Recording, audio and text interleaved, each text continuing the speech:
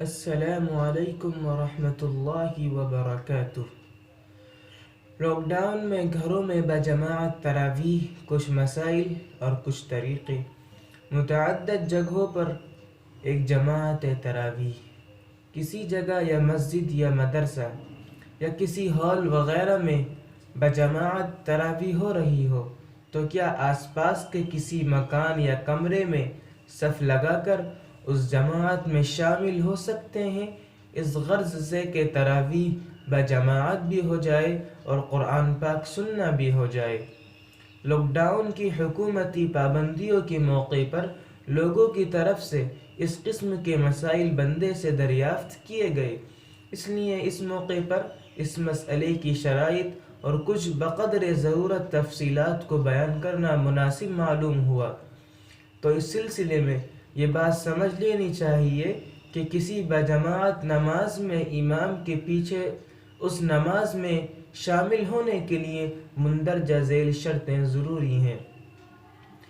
مکان یعنی جگہ کا متحد یعنی ایک ہونا، اور اگر یہ نہ ہو تو پھر صفوں کا متصل ہونا، دوسری جگہ صف لگانے میں کسی راستے یا کسی خالی جگہ وغیرہ کا حائل نہ ہونا، انتقالات امام کی اطلاع ہونا۔ یہ 3 شرطیں ہیں۔ امام کے پیچھے متعدد جگہوں میں نماز پڑھنا ہو تو ان تینوں کا لحاظ رکھنا ضروری ہے۔ عوام الناس کو سمجھنے کے لیے 3 شرطوں کی وضاحت حسب ذیل ہے۔ پہلی شرط یعنی مکان یعنی جگہ کے متحد یعنی ایک ہونے کا مطلب یہ ہے کہ جس جگہ جماعت ہو رہی ہے تو جماعت کی ساری صفیں اسی ایک جگہ پر ہوں۔ مطلب یہ کہ اس جگہ کو پر کیے بغیر کچھ لوگوں کا اس جگہ کو چھوڑ کر دوسری جگہ پر صف لگانا صحیح نہ ہوگا۔ اور یہاں بھی یاد رہے کہ مکان کے متحد ایک ہی ہونے کی والی شرط میں ایک ہی مکان کا مطلب کیا ہے؟ ایک ہی مکان کا مطلب یہ ہے کہ وہ پوری جگہ جہاں جماعت کی ساری صفیں لگی ہوئی ہیں عرفاً و عادتاً ایک ہی سمجھی جاتی ہوں، جیسا کہ ایک ہی گھر کے دائیں بائیں اوپر نیچے سارے کمرے متحد مکان یعنی ایک جگہ سمجھے جائیں گے، اسی طرح ایک مسجد کے سارے اندرونی اور بیرونی دائیں بائیں حصے اور اوپر نیچے کی منزل مکان متحد ایک جگہ شمار کیے جائیں گے، اور بقیہ جگہوں کو بھی اس طرح علماء سے پوچھ کر سمجھ لیجئے۔ ہاں اگر پہلی والی جگہ پر ہو چکی یعنی بھر گئی ہو تو بلا شبہ نئی جگہ صف لگائی جا سکتی ہے، مگر اس کے لیے شرط ہے کہ وہ جگہ پہلی جگہ سے دائیں بائیں یا پیچھے یعنی مشرقی سمت سے متصل ہو، اور آگے آنے والی دوسری شرائط بھی پائی جاتی ہوں۔ اور اگر پہلی جگہ پر ہوئے بغیر کسی مجبوری کی وجہ سے دوسری نئی جگہ پر صفیں لگانے کی نوبت آ جائے تو پھر اس کے لیے دونوں جگہوں کی صف کا متصل ہونا یعنی جڑنا ملانا ضروری ہے، ایک صف بھی جڑ جائے تو کافی ہے۔ دوسری شرط، نئی جگہ صف لگانے میں کوئی راستہ یا خالی اسپیس وغیرہ حائل نہ ہو۔ دوسری شرط، نئی جگہ صف لگانے میں کوئی راستہ یا خالی اسپیس وغیرہ حائل نہ ہونے کی وضاحت یہ ہے کہ اگر دو الگ الگ جگہوں پر صفیں لگانے کی نوبت آ جائے تو ان جگہوں کے درمیان اتنا کشادہ راستہ نہ ہو کہ جس درمیان اتنی خالی جگہ ہو کہ جس میں سے بیل گاڑی وغیرہ گزر سکتی ہو۔ مثلا 2 ایسے گھروں میں جو آزو بازو یا دوسرا گھر پچھلی طرف یعنی مشرقی حصے میں ہو، یا مسجد اور اس کے بازو یا پچھلی طرف یعنی مشرقی حصے میں کسی گھر وغیرہ میں، یا میدان اور آزو بازو یا پچھلی طرف مشرقی حصے میں کسی گھر وغیرہ میں، یا کسی ہال یا مدرسے اور آزو بازو یا پچھلی طرف مشرقی حصے میں کسی گھر وغیرہ میں صف لگانا ہو تو پھر ضروری ہوگا کہ دونوں جگہوں کے درمیان اتنا کشادہ فاصلہ یعنی خالی جگہ یا بند یا چالو راستہ نہ ہو جس میں سے کوئی بیل گاڑی وغیرہ گزر سکتی ہو۔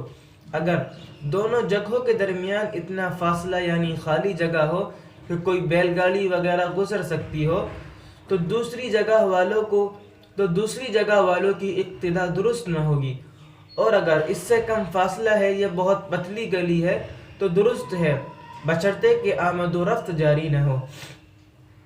ہاں البتہ اس کے درست کرنے کی شکل یہ ہے کہ ایسی خالی جگہوں میں اگر ممکن ہو تو 2-3 مقتدی کے ذریعے صف لگا کر اس فاصلے کو کم کر لیا جائے تو پھر اس صورت میں صحیح ہے۔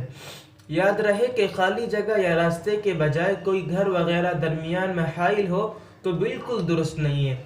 دوسری بات یہ بھی یاد رکھنا ضروری ہے کہ اگر دائیں یا بائیں کسی دوسرے گھر وغیرہ میں صفیں لگائی جا رہی ہوں تو اس کا لحاظ رکھنا بہت ضروری ہے کہ کوئی صف یا مقتدی امام کے آگے نہ رہے۔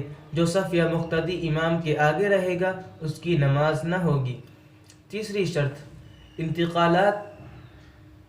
امام کی اطلاع ہونے کی وضاحت یہ ہے کہ مقتدی کو یہ معلوم ہو رہا ہو کہ اس وقت امام تکبیر تحریمہ کہہ رہا ہے یا رکوع میں جا رہا ہے یا سجدے میں جا رہا ہے یا قاعدے میں بیٹھ رہا ہے یا سلام پھیر رہا ہے، چاہے امام کی تکبیر کو سن کر معلوم ہو مائک یا بغیر مائک کے، یا مکبر کی تکبیروں کو سن کر مائک یا بغیر مائک کے، یا امام کو دیکھ کر یا ایک مقتدی کا کسی دوسرے مقتدی کو دیکھ کر معلوم ہو۔